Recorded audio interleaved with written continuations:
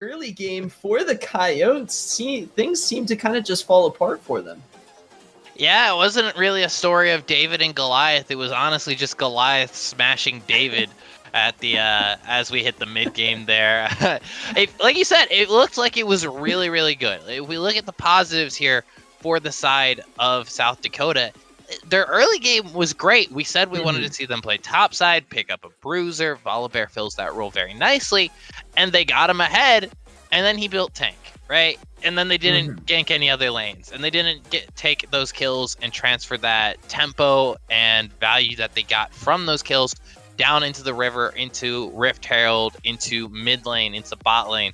They weren't taking the pressure they were creating and that lead and creating more leads from it, right? It wasn't stacking on top of each other. It just kind of stagnated, and Goliath jumped on it. So credit to Goliath for turning it around, but everything kind of fell apart there for South Dakota. Yeah, I think we were watching the game as well. The moment that really stood out to us was there was a bit of miscommunication, it seemed like, constantly for the Coyotes, where you have Rift Herald being used in the top lane with the bot lane trying to take Dragon on their own, and things just looked rough. They get to go on red side this match and potentially counterpick the top lane. They put Volibear up there. What are you looking for potentially, Valley, for them to turn things around with that counterpick slot, maybe? You have to give counterpick topside, right? We've seen that they have to, play through topside. They've never played through bot side, not last game, not last week. And it's not that I don't think they could. I don't think their bot lane was playing particularly poorly. Right, it's just that they didn't draft a bot lane that was going to hard carry them the game. So if you're going to draft towards topside and you want to play to that, you have to go up to the top side. You have to give your top laner a carry. I think Volibear was fine, but if you want to put him on maybe a stronger bruiser, something like Renekton, Aurelia has been popping up in the meta recently, even something like Aatrox, something that he can absolutely just demolish and carry on if he gets ahead, then you can play through that top lane and you can do that, but you have to give him a carry thing and not just a tank. Yeah, and looking over for what Goliath is going to be able to do in this upcoming draft, they get to go on blue side. They can potentially look to get an advantageous bot lane again. The Misfortune and Morgana was pretty safe overall, winning some fights. We potentially thought they wouldn't have been able to, but it was really around the mid lane that they popped off, and they had a really good performance around there. They definitely did. I think the mid lane was a very strong side of the map for Goliath, but at the end of the day, it didn't feel like they played through it particularly well at the start. So if they could pick up that early game again, that'd be great. But hey, that's just our opinions. We get to sit back and watch and see what happens. So that's what I'm excited for. We're gonna throw it to the casters for draft, and we will see you guys on the other side.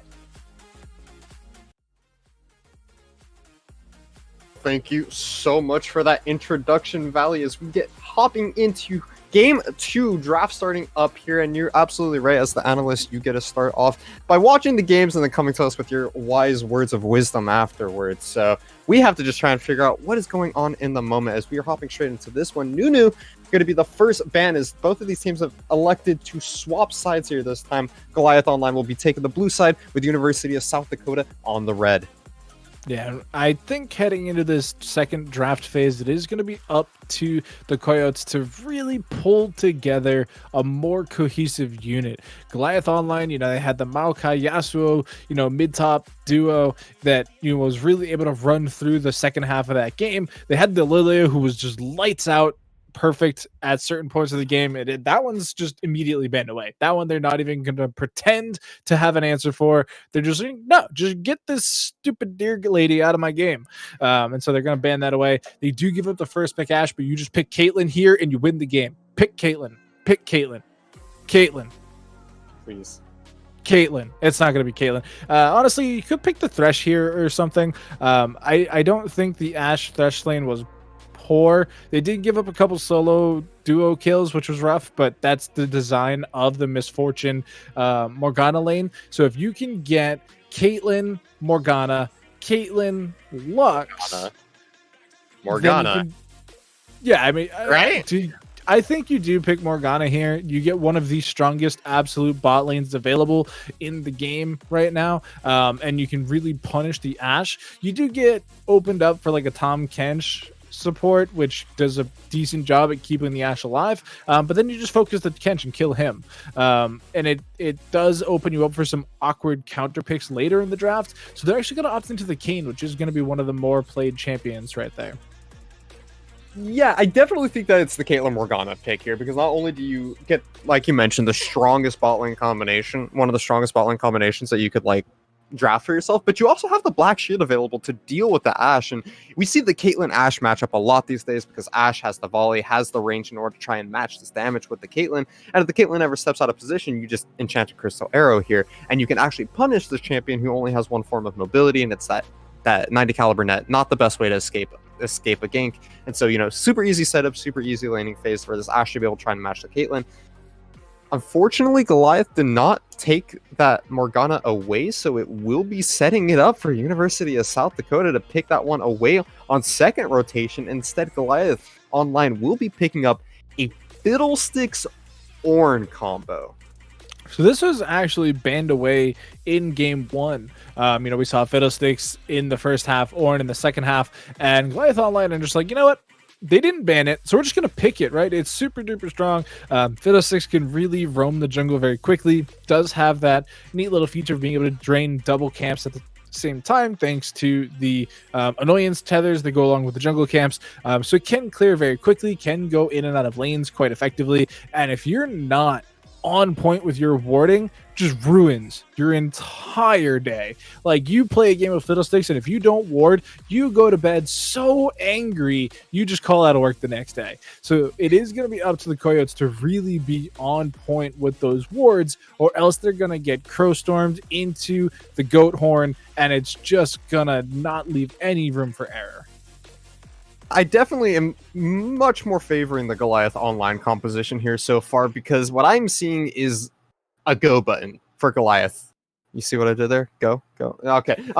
They have a go button, though, and that's going to be the Ornn Horn with the Fiddlesticks Crowstorm, or the Enchanted Crystal Arrow with the Fiddlesticks Crowstorm. So you have a couple of these long-range engage forms that will open up an avenue for Fiddlesticks to hop into the backline and start off these team fights in a way that it's going to favor them. Whereas the University of South Dakota so far, they have a Morgana binding, but that's honestly about all they have going for themselves so far. And they've already locked in the jungler in this Kayn, so I'm curious to see what are they going to be looking to pick up next that's going to provide the hard engage that they are really lacking at this moment, because on top of not having the ability to start their fight on their own, there's not a whole lot of CC in general for University of South Dakota, and they want to deal without Fiddlesticks. You have to have some way to either stop him from running through your entire team, or hopefully having preventative CC to stop him from just coming over the wall in the first place with that Crowstorm.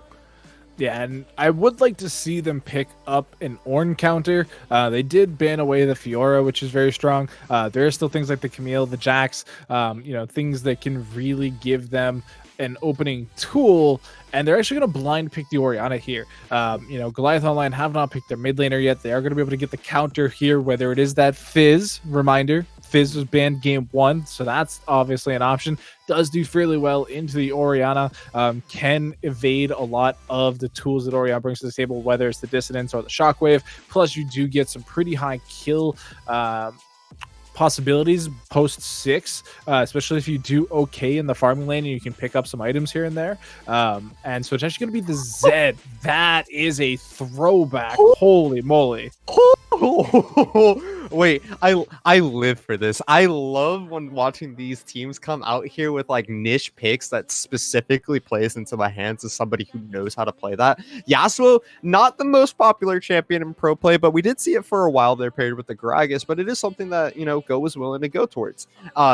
Zed, another one of those picks that I guess Babawan is willing to pull out in the mid lane, and I am super excited to see how he's going to be able to play that one. Kale, also something I'm super excited for, because Envion was 4-0 in that last game. He knows that he has the top lane matchup and that he's feeling good about himself coming into this one. So picking himself a hard scaling carry style top laner, I'm looking forward to this Zed versus Kale, honestly, like for the late game. That's going to be super exciting for me. Man, this is not an easier to execute drafts. Oh boy. There are definitely a lot of moving parts in this Coyote draft. You know, they have the Kale, who isn't a champion post 11. Does need a lot of time to get going in order to be, you know, that hyper scaling late game carry that you need them to be. You know, you are going to have to babysit that a little bit. Kane is going to want to be in these lanes, dealing damage to champion, collecting all those soul orbs. And with there being only 2 melees on the map in order to get that Rost form, they are going to have to be spending time either in the mid or the top lane. But if you got Kale, gank for the Kale. There is almost 0 gank assist, so it's going to be an unfortunate gank to mess up. But if you can keep the Ornn down, keep the Kale ahead, then a lot of the other problems that the Goliath Online draft can bring to bear can almost get negated, because you can either then sit Kale in a side lane, force multiple members to rotate up to try and get a kill there, or you just invulnerable whoever gets death marked and hopefully win the team fight from that point forward. Yeah, there's definitely seems to be a much easier to execute cop coming in from Goliath, as you've mentioned. University of South Dakota. I like the style of champions that they picked here. A lot of these champions are ones that I personally play and that I enjoy playing, but putting them all together in the fashion that they have is not really leaving them much room to play for their own win con, because they don't have any form of starting fights on their own outside of the quick dark binding. They don't exactly have, you know, the most consistent of damage either, because Kale does take a really long time to scale up. Caitlyn is going to be weak in the mid game. You're going to be relying on Kayn and Orianna mostly going towards that mid game, hitting their 1 or 2 item power spikes, and that's if Kayn is able to get his early transformation in order to try and get to the point where Kale just kind of takes over the game. But this entire time, you have to deal with an Ornn that's going to be matching your scaling, the Zed that's going to be looking for picks all game, and if you ever try and group up for a fight, now you got to worry about the Fiddlesticks Crowstorm, as we keep coming back to. So extremely difficult comp here for University of South Dakota to try and put together, and we're going to have to see how the Coyotes are able to make that one work. Yeah, I think a lot of it kind of hinges on the Kayn pick itself. It is not a very common pick whatsoever right now. Has not been very popular in pro play either, because of the volatility of the champion itself. You know, pre-evolution, you're only half of a champion. You don't get any of the stat bonuses on any of your abilities. And then once you are finally able to transform, whether it's Rost or Shadow Assassin, you know, that in itself is a bit of a coin flip. You know, you can obviously determine what champions you can fight into to try and pick a form, but they picked it so early in the draft. Like when they picked it, the only champion you're seeing is Ashe. So you're like, all right, I have one champion and it gives me Shadow Assassin, which is 9 times out of 10 the weaker form, right? So how can you plan a game plan around that? Thankfully, Goliath Online picked into it a little bit by picking that Ornn, that melee who does eat a ton of damage, who is going to be this just heavy target for ganks. But if they'd picked a ranged top laner, if they'd picked like a Gnar or a, I'm just going to say Vayne, because she plays top lane and she's ranged, like the whole composition that resolves around Kayn being relevant just completely falls apart, because you're almost essentially forced into Shadow Assassin at that point, and with a Karma, you're not dealing that much damage. Yeah, and you know, Shadow Assassin Kayn, not the most highly contested pick out there. I'm curious to see how they're going to be able to play around this top lane specifically for University of South Dakota. As you mentioned, Ornn is going to be kind of the weak side lane here, and so you have a scaling pick in the Kale, but depending on how Goliath is able to play around the top side, do they let this Kale just push in? I would expect them to, and if Envyland is constantly pushing to that lane, you know, leaves Kale open to some pretty easy games for the Fiddlesticks, on top of the fact that it denies Kayn access to that lane to try and, you know, get those early game ganks off, get those early stacks towards that Rost upgrade. But we're hopping into the 3-minute spectator delay. We're going to give ourselves one opportunity here to talk about this draft one more time here. I think we both agree for the most part, but let's hear it for sure. Who do you think won this draft, and how do you think this team's that winning team is going to execute their play style? So I'm just going to send it. I do think the Coyotes do have a very strong composition in the Kayle, Orianna, Caitlyn. I think they have a lot of good supporting tools with the Morgana and the Orianna. If they can get this game to go long and don't give up too many kills to Baboon again and make sure that Zed doesn't become this hyper carry, I think they stand a very strong chance of winning, barring one just miraculous Crow Storm in from Goomba Stomping that just, ends the game. I think they have the tools, they have the gameplay. We saw it early on in game one that they were able to get a lead, and their lead was able to then push it further in Anvion. I think they have the tools. I think they have the champions. I think they can pull out a W here. All right, I guess we have differing opinions on that, but there's only one way to find out for sure, and that's to give us a couple of minutes as we throw over to yet another small break here as we get set up and ready for game 2. Don't go anywhere, ladies and gentlemen. Do not touch that browser, else we'll be back in just a second, hopping into game 2 between Goliath Online and the University of South Dakota here at the midweight tournament for XLNC. We'll see you guys soon.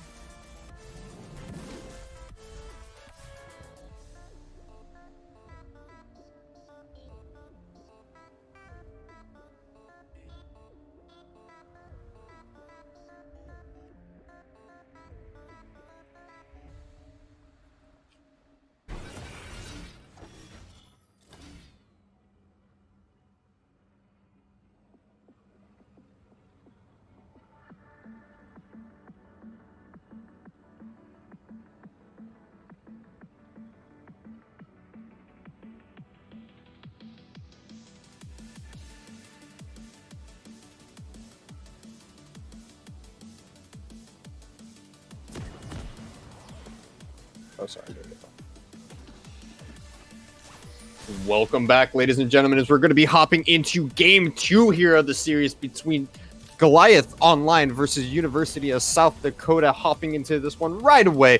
Introducing our blue side team, we do have Goliath Online this time around with Terps playing the top lane, Orin, Goomba stomping on the jungle, Fiddlesticks, Babao and Agricole 9 on the Zed in the mid lane, and Melmo and the Cleaner playing Ash Karma bot. And on that blue side, we do have the South Dakota Coyotes.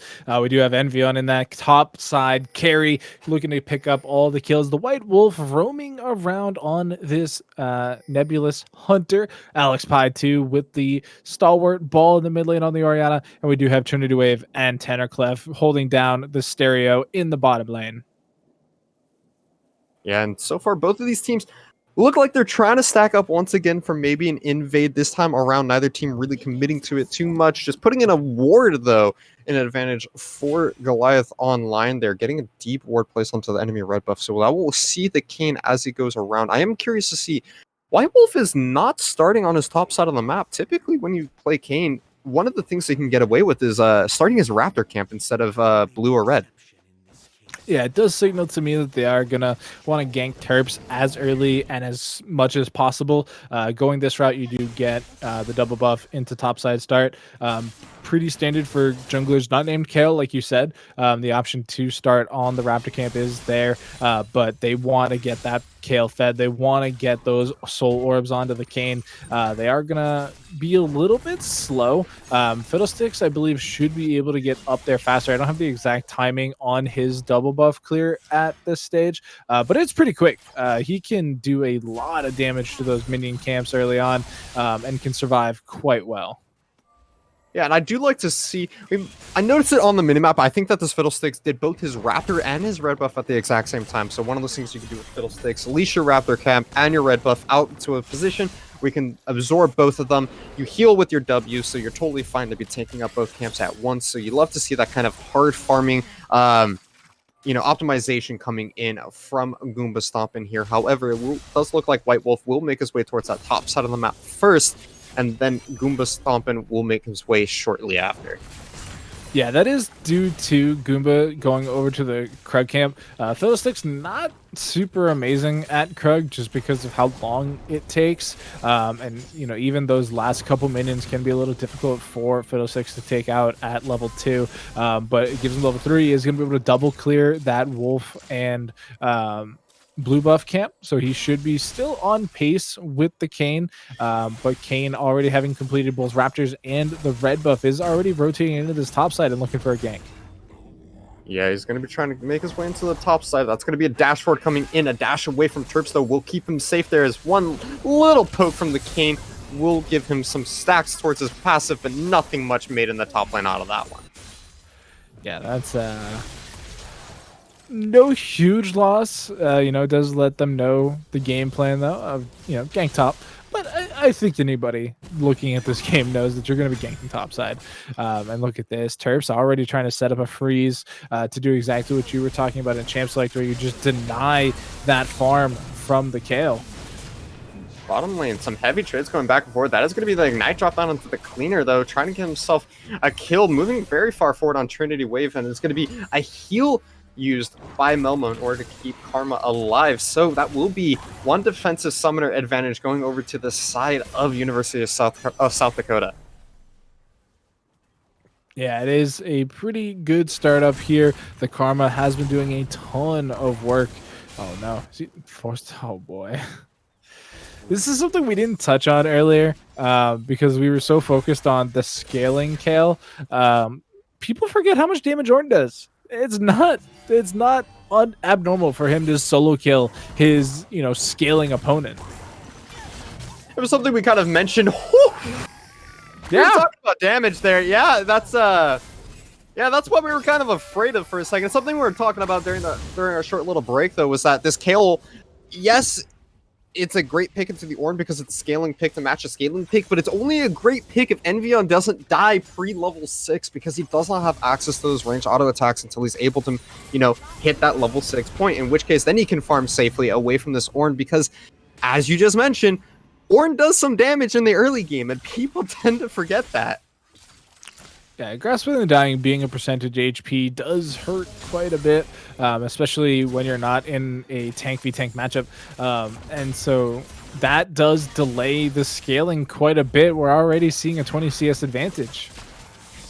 20 CS advantage as a gank goes on mid lane. White Wolf spending quite a bit of time around this mid lane, not wanting to give Babawan too much to work with that Zed pick, something we haven't really talked about a whole lot at this point.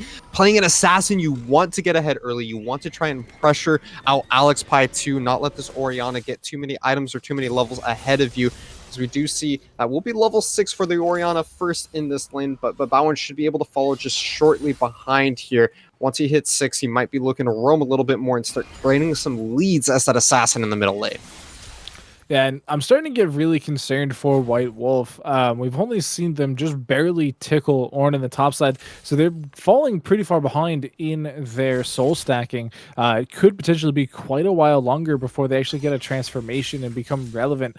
And when we're already talking about how important it is for the Kayle to scale and transform, quote unquote, effectively, by hitting level 11, by hitting level 16, you needed Kayn to be the early game transformation that, sets you up.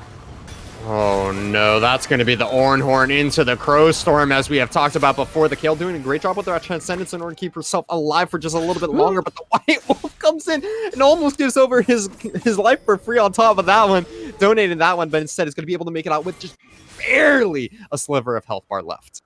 And the kill going to Fiddlesticks means that scaling is now online as well.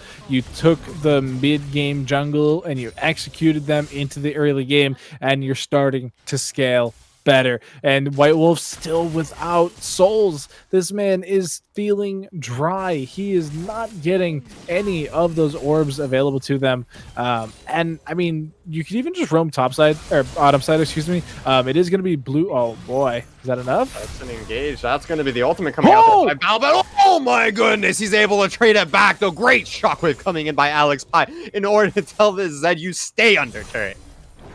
That was a perfectly executed shockwave. I cannot remember if I've ever even seen that. That is insane. The timing on that can be so tight to be able to make sure that you actually get the CC onto the opposing Zed before they're actually able to get out with the shadows. But because Orianna's dead, no teleport available, White Wolf is dead in the jungle, not even able to keep the blue buff for themselves.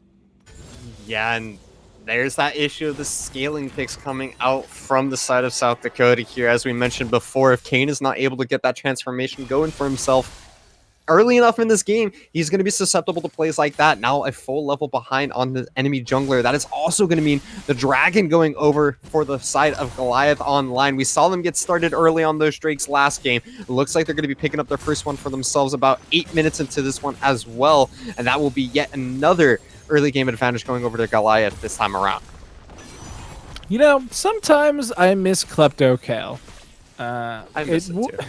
It would make this early game a little bit more palpable, seeing as Envion was able to get some good harass on, maybe a couple 100 gold extra, maybe has a completed item or two, or 1.5. But, oh boy. Oh my goodness, that's the engage. Goomba stomping coming over from the wall to try and stomp out the bot lane, but a great heal by Trinity is actually going to mean that the Dark Binding and CC provided from the Coyotes is going to give them a kill into the hands of this Morgana. Shutdown gold going over to Tenor Clef, as we do have a gank going on top side. White Wolf trying to get himself some stacks up. He's going to get a Q, he's going to get a W, but that's going to be about it for White Wolf, is once again scrapping by here, trying to get whatever little pieces of those soul orbs he can.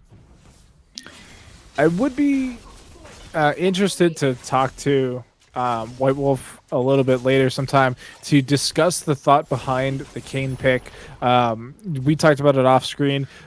Replace Kayn with Sejuani, and you have quite possibly one of the stronger drafts available, just because of the scaling and the early game pressure. The Kayn is ahead in farm, which is really good when you're comparing it against this Fiddlesticks, who has been spending a lot of time, trying to impact these lanes, and wasn't super successful down to that bot side. Was able to get, the kill up on the top side. That's great. You love to see it, and will continue to do more. Has a completed Runic Echoes, But Kane later on, once they do have access to the Rost, will be a bit tankier, will be a bit more disruptive to the team fights minus Crowstorm, and could potentially be that mid-game carry that they still need. Yeah, and something I do want to point out, though, for 10 minutes into this game, 4 kills to 2, the gold lead sitting at about 1,500. It is not the worst position that South Dakota could be in here. You know, as long as they're able to keep kind of this tempo that they have going on where they're not losing too much too often. Fiddlesticks failed his first Crowstorm gank there, or his second one. He did get a successful one on the top side of the map, but to show that you were able to deny him that play on the bottom side of the map, you just put Fiddlesticks on a timer. It looks like he is going to be trying to go back towards some bottom side once more, though. That's a current tragic crystal arrow. The Crowstorm comes out, and this time he finds success as Melmo picks up that one, and a second kill goes over Goomba stomping. Meanwhile, top lane, the White Wolf shows up. Is he going to be able to find the ultimate flash for it? He will be able to get the jump in there. Terps is going down extremely low as White Wolf finds himself a successful gank for once. Yeah, that is going to give him a much needed influx of gold, an influx of soul orbs, and should be that much closer to getting Rost available. But that gank in the bottom side, massive. They're able to get that repeat gank. I love to see Goomba stomping, ulting off cooldown every chance they get. And because the Coyotes bot lane is so aggressive, being the Morgana Caitlyn, they're pushing so far ahead. They're creating these opportunities for the gank to come through. And right as the camera panned over to that gank there, you could actually see the Black Shield had just been activated onto Trinity, trying to make sure that the AD carry does stay alive. But that completely opened up tenor for the Intrinsic Crystal Arrow into the Crowstorm combination. Yeah, a bit of an unfortunate combination there, as you mentioned. Do you like to see this Fiddlesticks making use of that ultimate on cooldown? Will be a huge thing to see him continuing to apply that pressure as he was able to finally find a successful gank. As we were just mentioning that, like, hey, you know, it kind of sucks for this Fiddlesticks that he wasn't able to make use out of that Crowstorm, and then proves us wrong immediately. He must have heard us talking trash or something like that, because he was like, oh, no, I gotta show the stream that I know how to play this character, is he? So, with that, we do have Dragon spawning in about a minute here. Rift Herald is also up and available. Where are we expecting to see the next Fiddlesticks ultimate come out, as Goomba Stompin does have access to that ultimate ability once again? Honestly, just send the Ash Arrow from base at the enemy bot lane and have Goomba meet it with the Crowstorm. He's 3-1-1. He has, the Runic Echoes already. He's got a couple stacks on the Darksteel. He could probably win that. And I mean, at that point, you're just baiting Tennerclef to, have the quick trigger finger on that Black Shield. Like, do you have the reflexes to use it as soon as you see an arrow? Plus, if you're getting hit by that arrow at like tier 1 or tier 2 tower / in base, that is a crazy long stun. Plenty of time for Goomba to run down and kill you. But I mean, they're able to pick up the blue buff. They're setting up around this dragon. They have so much vision. Look at this. They've 1, 2, 3, 4. Is he about to die here? Deathmark goes off. White Wolf is not going to be able to find a kill onto Babao in there. A great Crowstorm over the wall. Enchanted Crystal Arrow comes out. It's a little too easy at this point, as Goomba Stompin is going to be able to stomp his opponents here. Double kill given over to Melmo. And is one more as Alex Pie is trying to run away here. Looks like he'll be able to keep himself safe. This time, he's trying to turn around on the cleaner here. Buddy, you got no teammates. You need to back up. And it will be yet another dragon going. I do believe we did lose Loud Thoughts for a second there, but he was correct. It is going to be another dragon going over. Does make it 2-0 in favor of dragons, just as the turret plates ends, and it's more kills onto the carries of Goliath Online. They're getting so fed. They're getting so big, and I'm interested because it's a Umbral Glaive first item. I mixed up my initial continents there. Oof, an Umbral Glaive first item. That is an interesting pickup for the side of Babao here, saying, you know what, I don't even have to be the carry of this team. Instead, going for that support optimized first lethality item. It is going to mean that this lead that we already see developed for the side of Goliath Online, they're sitting now at a 3.5, almost 4,000 gold lead. is going to be even easier for them to maintain because it's going to put the pressure on South Dakota University to try and keep up their ward coverage, and they constantly are going to be fighting to get any kind of vision coverage around the map here, as we do see once again Fiddlesticks is absolutely bullying the bottom lane of the University of South Dakota. That's the flash, that's the double kill, and it's easy and clean when they're always stepped up into the middle of that lane. Yeah, I don't know what you can even do at this point to try and make sure your bot lane is surviving. I mean, every lane is just falling apart right now. There's not a whole lot you can do. Envyon dropping down really low. One more auto attack will get the clap back, and that's going to be Envyon on the scale dropping down extremely low. Alex Pie has showed up into the top side. The Shockwave will find a pullback. Is the scale going to be able to find the kill? They do donate that one over to the scaling top lane pick for South Dakota University. So a ray of hope for the Coyotes. We do actually see the Rost completed for White Wolf, but look at how much damage Baboon's doing with that electrocute, with that double lethality penetration coming through.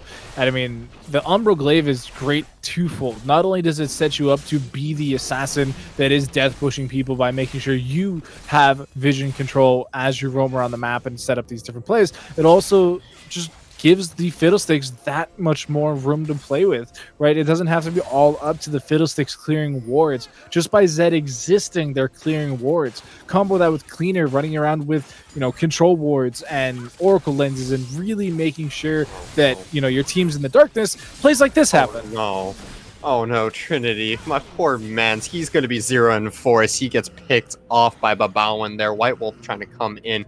We are going to hit a lag delay here, looks like the teams are saying, so we're going to hit that quick pause really quick while we wait for production to let us know whether or not we want to talk through this one or if it's going to be resolved pretty quickly here. Let's just talk about specifically the ward coverage. We keep coming back to that as this Fiddlesticks and Zed have just been taking absolute control of the bottom lane.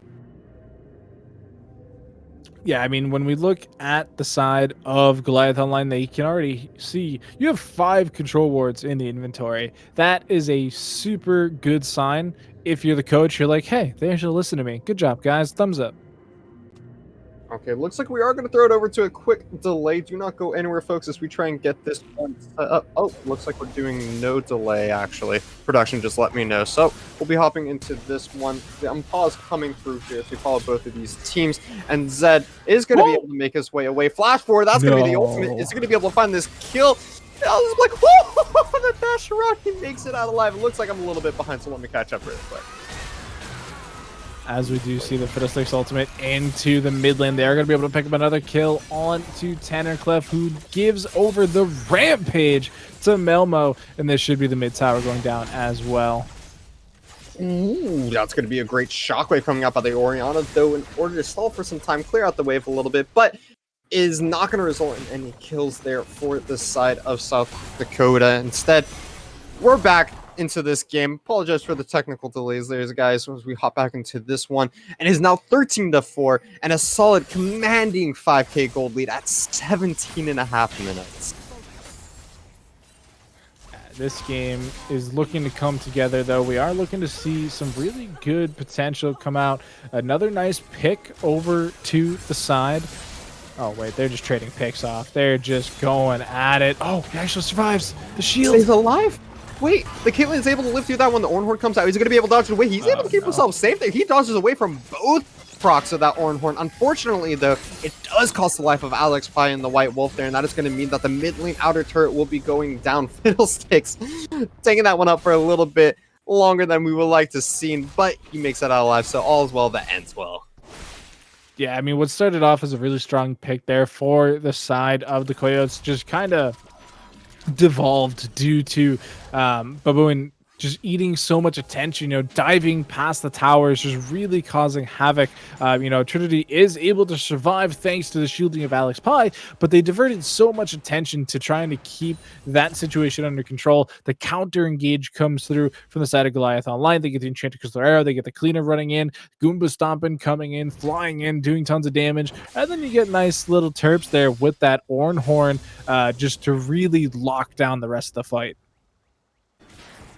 Yeah, and at this point, with how far ahead Goliath Online is, what is it that you know, South Dakota can even do at this point, because yes, we keep coming back to, you know, they need to scale, they need to get this Kayn on a couple of items, they need to get this Kale towards that level 16 is really when she starts to pick up and start carrying these games. Currently sitting at level 12, but, you know, Goliath is so far ahead. Can they even stop Goliath from, you know, taking these objectives? We have a Crow Store coming in. Looks like the answer is going to be no, but Bowen is able to pick up that one. Great disengage there by Trinity in order to keep himself safe away from that one. The Black Shield coming in order to keep this Caitlyn alive from that Enchanted Crystal Arrow, but one more Dragon will be going over into the hands of Goliath Online, and they are once again sitting at Soul Point pre-20 minutes.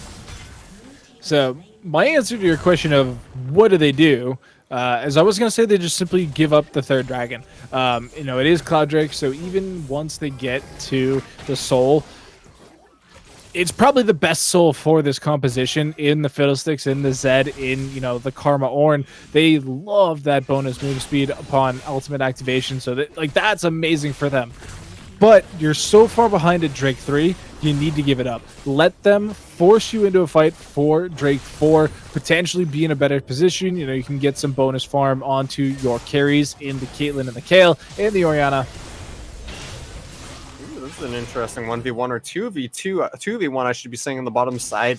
Bowen is still able to pick up that kill, though, despite the fact that he took double ultimates from the Orianna and the Kayn. Meanwhile, mid lane, though, Goomba Stompin finds another Crow Storm behind the bottom lane of University of South Dakota. The Coyotes bottom lane just not getting any mercy here. Great stopwatch in order to keep himself alive there, not giving over that shutdown to the Caitlyn. Yeah, we're definitely seeing why this was banned in game 1. The Goomba Stomp Fiddle Scare is just, it's too strong right now. Like, they don't have an answer. They're trying to keep wards up. You know, they're roaming around the map. They're even doing it, you know, using buddy system, but they just don't have the vision control needed to deny Fiddlesticks. And this is what it feels like when you're up against a good Fiddlesticks. You feel like there truly is no safe corner of the map, and you are just getting, you know, jumped on, killed on, feared on, just repeatedly until the game ends. And it feels so tough to deal with, because you're like, I just need to ward more. And so you ward more. And then the enemy team either goes to a different part of the map where your wards are now ineffective, or they can even force through the wards. Like, you know, having that bonus fear is nice and all, but the damage from Fiddlesticks right now, with a completed Zoni's Hourglass, with the Runic Echoes, with 19 stacks on that Mejai's, the fear is just a bonus at this point. The damage coming from the Crowstorm is so huge. As me and my friends like to say, the best form of CC is death. So you know what? The fear might be nice, but if you're able to just kill your opponents, that's going to do the job just as nicely. So it doesn't really matter too much. And we keep coming back to the ward coverage on top of that. And you know, once again, we can mention the Umbral Glaive coming out by the Zed here. The Fiddlesticks pass is something we haven't really mentioned at this point. Does also clear out wards and provide coverage for the blue side team as well. But Bowen is going to get jumped on here and take quite a hefty chunk of damage, deciding to back away instead of continuing that fight, realizing that he doesn't know where the entire enemy team is, and so does not want to try and take that one-on-one there. As for once, we do see a little bit of ward coverage in favor of University of South Dakota, but it looks like Goliath Online is having none of that as they start and try and pressure this mid lane to get that ward coverage back. Yeah, the potential engage coming in from Geo, though, super duper strong. You saw the Enchanted Crystal Arrow go wide on the map, but with the Essence Reaver, that is an ability you are allowed to use on cooldown. Everybody remembers that Trinity Force build from like 3 months ago where you just had like 40-second ultimate cooldowns. This isn't that, and thank God for that change of pace. But the Essence Reaver still gives you a really good cooldown to spam that arrow. And when you have this Zed who's 5-2 and 0, the 6-1 and 6 Fiddlesticks, like, if you catch anybody with that arrow at this stage of the game, the chances that they go down really high. There's not a whole lot you can do. We don't see a Michaela's, we don't see a QSS, we don't see any type of way to get out of that hard CC stun. Going to be the Crow Store coming in by Goomba Stomp, and he finds a quick and easy pick on a White Wolf. The ward coverage just too much, and with the jungler down, that means Baron will be started up. Is there anything that the Coyotes can do here to try and stop this one? I do not think so, as Kayle has already shown on the bottom side of the map. This Baron will be going over to Goliath online. Yeah, 23 stacks on that Mejai's now from Goomba Stomping. No signs of losing them either, and Oh no, that enchanted crystal arrow, the net, the death mark, that one goes over to the foul win, delivered by hands of Melmo. It is going to be yet another kill as the Baron goes down. This time the Dragon's going to be spawning in about 30 seconds. A quick reset for GO should mean the Drake, should mean the Soul, and should mean the end of this game in just a couple more minutes. The animation there kind of confused me a little bit, because I was like, how did Caitlyn just go back there? It was just the 90 caliber net throwing them backwards, unfortunately. The Enchanted Crystal Arrow causing that stun animation really disjointed that there. But yeah, I mean, like you said, just super unfortunate there. More kills going over to the Zed, more advantage going over to the side of Goliath Online. And look at this. They didn't even go back to base. They just ran down to this bot side. They have nothing to fear. That's going to be 2 more ultimates used. Once again, I swear we just watched this happen like 30 seconds ago, but you know, I guess Baron was long enough. That's going to be a pick onto the Kale. 40-second death timer on Envy on here, and the late game scaling carry that we were hoping to see for the side of South Dakota here will be going down. The Kane ultimate is going to be able to find 1 kill for himself there. He flashes over the wall. Is he going to be able to seal this in 1? Wait, he's not. That one goes into Melmo's hand. Great play by the Goliath Online there in order to finish off that one. Swin Drake will be finished. Another kill goes down. Trinity is up creek without a paddle. Is he going to be able to make his way out? He does have his flash available, just to use it in order to keep himself safe, but despite that, he may live here. Ooh, flash word from Goomba Stomp. They're trying to finish this one off. Trinity has to try and get over this wall. He will not make it. Oriana will find safety for now underneath her own turrets, but a Crow Storm is waiting to come out here. He goes underneath turret, and it's Alex Pie just a little too far away there. 1 more dissonance in order to buy themselves time.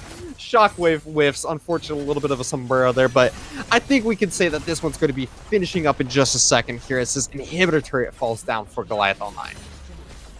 There is a bit of a chance for Goliath Online gonna win this one. I know Worlds has had those percentage win probability stats live. I don't have those, but I am gonna say the chances are definitely 90+%, as we do see another Death Bush work out quite effectively. Yeah, there's not a whole lot they can do. They have no wards in their jungle. It is simple as stepping forward. Melmo finds that one. A great pick on the backside, though. Dissonance might be the hope that we were talking about. That 5% chance that South Dakota is going to be able to bring this one back. The Crow Storm comes in. That's going to be a stopwatch. Is that going to be a trap into the kill? No, unfortunately, Trinity wasn't able to get that one set up to begin with. White Wolf is buying a lot of time, holding 3 people on his own. And as the Ornn on the backside is able to pick up that one, Zed does find a pick for himself onto the Oriana, but gives over his life as Trinity gets yet another kill here. So 2 members left alive for South Dakota. Are they going to be able to solve this one out? Stopwatch, not the best timing, will be falling down because of that one. Wanted to try and get underneath this turret before he could pop that, but unfortunately will go down to the hands of Goomba Stompin once more. With that inhibitor down, their chances get a little bit better. I'll give them 92+% now for the victory. They're going to be able to rotate down to this bot tier 2 as well. Should be able to pick that one up with just the Caitlyn Kale alive. They don't want to go fishing into the jungle too much to try and, you know, chase them out. They want to give them time to get what they want and leave before they go in, clear out the wards in their own jungle, and try and get some semblance of vision back in their favor. They are going to have to fight either for the next Baron in 2 minutes or the Elder in 3 minutes. Yeah, I mean, they have all the opportunity in the world to choose what they want to go for. This is going to be what looks like a pick on the bottom side, but Terps turns it around with the ram horn coming in there. This Ornn is so strong. And take a look at his build. He doesn't care about your AD. That's because he has an Abyssal Mask and an Adaptive Helm. I've rewatched that damage on stream, and I'm still not really sure what happened. I think it must have been a double brittle proc, but, I mean, the damage is obscene. Like, it's a tank. Why is this happening? But it's just, oh, boy. I mean, they had the right idea. The Ornn was super low. They wanted to make sure that they could get a pick off and, you know, set themselves up a little bit better to hopefully get some vision control somewhere. But just the immediate turnaround from Terps, limit testing the champion, knowing exactly how far they can take it. They end up getting a kill because of it and only benefit themselves and just really ruin Envyon's day, who has such a stellar game one, being able to get the solo kills on the Terps, really having a lot of fun on the Volibear, to this now, and it is definitely not having that much of a good time. Hear me out. We're talking about win percentage chances. We know that like Goliath Online is like sitting at 95%, but Kale is level 16. White Wolf is going to die here. He's going to be able to get into his ultimate, though, in order to stall for some time. A great binding coming over the wall will not find anyone, but the Black Shield will mean that White Wolf is actually able to get out alive there. Shockwave finds two, but the Crow Storm comes in. That is legendary for Goomba stomping. He keeps going for it. He's able to find his way onto Envyon. Envyon, though, is level 16. As we just mentioned, the Enchanted Crystal Arrow is going to go wide. That's going to be the shutdown. Kale finds one, but Zed gets the return kill. Trinity up Creek without a paddle, though, is going to get picked off. Terps finds himself unstoppable on this Ornus. He finds the AD carry. Oriana and Morgana left alive. Are they going to be able to keep this one safe, as 4 members of Goliath Online are running this one down into the Nexus? First Nexus turrets is going to be pressured here. Are they going to be able to stop this one? I don't think so. Binding goes wide. Pabawan looking for his entrance in here. He takes a turret shot. He's down extremely low. Ash is the only member that's dealing damage to these turrets, and I think this is going to be the 4th recall here from Goliath Online if they want to try and keep themselves from throwing this game. So for now, South Dakota are able to stave off the end of this one. Yeah, it is only a matter of time with both Elder in 40 seconds and the Baron currently alive. They are going to have to fight for one of them, and it is going to be the deciding factor. Like, you cannot give up either of these for free. One will lead into the other if you give them up for free, and if you fight for them and lose, that's the game. If you fight for them and win, however, that is your chance back in. Yeah, that might be your chance back in. Ornhorn's going to come out to try and buy some time. That is going to be the Fiddlesticks once again coming over the wall. Goomba stopping finds himself a double kill. Flash away from the Shockwave there just for style as well. Fiddlesticks continuing forward. Goomba stomping, feeling himself today as he knows that he's stomping his opponents here. But Bowen trying to go in. That's going to be the death mark. Is he going to be able to find Alex Pie? The stopwatch is available. Zanyas gets popped and Zed drops down extremely low, but is not enough as now the Cleaners walking forward. They are just keeping this one rolling, and Ignite will find the kill onto the Zed, but it's going to be just the Morgana left alive as 4 members of Goliath Online are here to end this one out. One more Crow Storm as Morgana falls down, and it's Goliath Online finishing up this one at a 2-0. Congratulations. Yeah, congratulations for Goliath Online. They are able to pick up that 2-0 victory here in week 2, and that game 2 was a very high level of display there, especially from Goomba Stomping. Definitely my MVP of that game. I know some of you want to give it to the Assassin's Ed player, but Goomba Stomping did so much work for the team, did so much work for the map, and the scoreline reflects it. 13-2-15, 219 CS. That is a very fed Fiddlesticks right there. Yeah, I mean, more importantly than anything else, I think Fiddlesticks gets that one simply for how much pressure he was providing around the map. Think about all the times he showed up in the bottom lane on cooldown with that Crow Storm, was able to put so much pressure on the Trinity and Tenor, and it just honestly felt like the bottom lane of University of South Dakota weren't able to even play this game.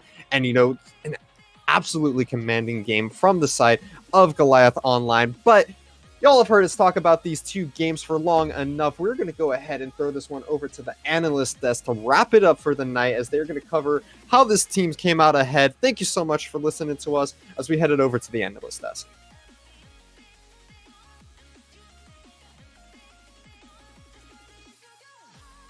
Hello and welcome back to the Mid-League Analyst Desk here, Valley. That was a dominating performance from Goliath Esports, and they certainly showed us what they got. After a tough showing starting off the season, going up against Glaive, they've been able to bounce back and really put the South Dakota Coyotes in a bit of a tough position starting off the Mid-League 0-2. What are some of the thoughts you had from this series? It's definitely not great for the Coyotes to start off 0-2. But I do want to, before we get into the series, I want to make it clear that it's impressive that Goliath had such a clear and dominating victory in this particular matchup. And it not only shows what they're capable of, but also the level that Glaive, who they faced last week, has to be on to have Yeah. 2-0'd this team, right? And if we looked over those games, and those were pretty dominating for Glaive as well. So we're going to see them in the future on stream, and I'm excited for those matches because there is a high ceiling of what these teams are capable of, and I don't think we've seen the ceiling, right? I don't think we've seen the best of the best perform just yet. But hopping into this game, for me, I want to start off and go back to the draft, right? Because we talked about right before draft happened, you and I talked about top lane, because in the game one, South Dakota's top laner, the Volibear, got fed. Terps fell way behind. Envion and the White Wolf did amazing together. They comboed really nicely, and then they didn't transfer that lead. They had drafted a Volibear that then built tank. They didn't have a carry, and they weren't able to push that advantage, right? This game, they pick up a Kale. And I know I said I want to have them have a carry, but when I said a carry, I meant like a bruise or something that can do something early game. Give yourself strong side top.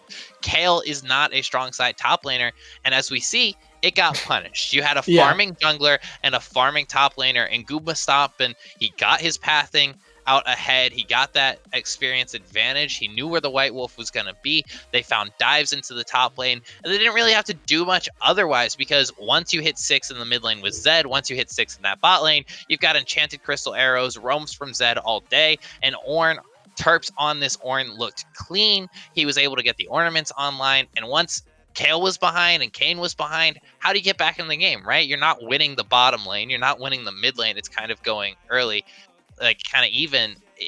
You had to draft something that gave you carry potential, and none of the lanes from South Dakota were doing that for me. Yeah, and even though Goliath Online also managed to try to hang around that top lane, make sure the Maokai didn't fall too far behind in game one, they're able to put Terps on his signature champion, that Ornn, that probably should be considered getting banned away in potential future series. We saw the burst, our jaws dropped when he just deleted Envion there in the bot lane once he was just so far ahead. But it was really this bot lane jungle synergy that just exploded out of nowhere for Goliath. The Fiddlesticks were coming pretty much off cooldown onto the Caitlyn Morgana there. And that's exactly what you need to do. After they put Envion behind, right, and you're like, all right, cool, Terps has an advantage. He's not going to die in top lane until you hit level 16. And even then, it's an Ornn, so that's probably not going to happen. I can now go bot lane, right? Your Kane has been set behind. I know exactly where he is at all times. I've marked down his pathing. I know when he's going to be bot lane. I know he's going to be top lane. And I know when I can gank. And again, I mentioned it to you while we were watching, but there was no cleanse on the Caitlyn. So nothing for Karma Bind, Enchanted Crystal Arrow, or the Fiddlesticks Ultimate. And you also had no Mikhail's Crucible picked up by Morgana. There was no QSS picked up in this game. There is so much CC and single target lockdown onto these squishies that, like, yeah, Black Shield is great, but it only does so much. You have to pay the tax, right? That's what CC does, and that's why Quicksilver Sash is in the game, and South Dakota didn't respect that. So I think it's really good adaptation and information gathering from Goomba stopping. He found his lane. He punished the bot lane very nicely, but Trinity and Tenor, they have to go back to the drawing board and say, hey, we need to be aware of the CC that's coming at us. We need to build and take the bright summoner spells to give us a little bit more survivability and a chance in this game. Yeah, and not to knock down the Coyotes, as we mentioned a little bit earlier, in game one, their play in the early game, they got so far ahead, it looked open and shut, and then they're just, it felt like a solo queue game snowball suddenly getting out of control. There were people getting caught out all over the place, and Goliath even have some areas we were potentially thinking about cleaning up, especially playing around the Baron, making sure that gets taken cleanly. There are some picks happening across the map, so watching these teams as they continue to develop and find their comfort zones will certainly be interesting. But that's going to do it for us here in this series. Goliath Online coming out 2-0 against the South Dakota Coyotes. Valley, do you have any closing thoughts before we head out for the night? At the end of the day, it's all fun. We're all trying to get better and improve. That's what the mid-league is about, to test your worth, to test your limits. And the fact that the Coyotes came out, they made it a game. game, and they showed that they can have a strong early game, a lot of potential. There's a lot of positives for both teams to take away, and that's what both teams should be taking away, right? They should be walking away from this match saying, what are the positives of our play that we can take out? What can we learn from this? How can we improve, and how can we keep pushing the envelope forward? Because this mid league is only going to heat up. It's only going to get better from here, because we have such great games coming up for you in the next couple weeks with teams we haven't seen play yet that are at the top of the standings. So I'm ecstatic to see that going forward. And I want to thank everybody for watching, because we really appreciate all your viewership. And GG to both teams. Yeah, that's going to do us for us here on the XLNC Esports team from the entire Mid-League broadcast team. Thank you all so much for checking us out tonight. Hope to see you back here next Tuesday, 8 p.m. Eastern Standard Time for some more hype League of Legends action. Thank you all again, and have a good night.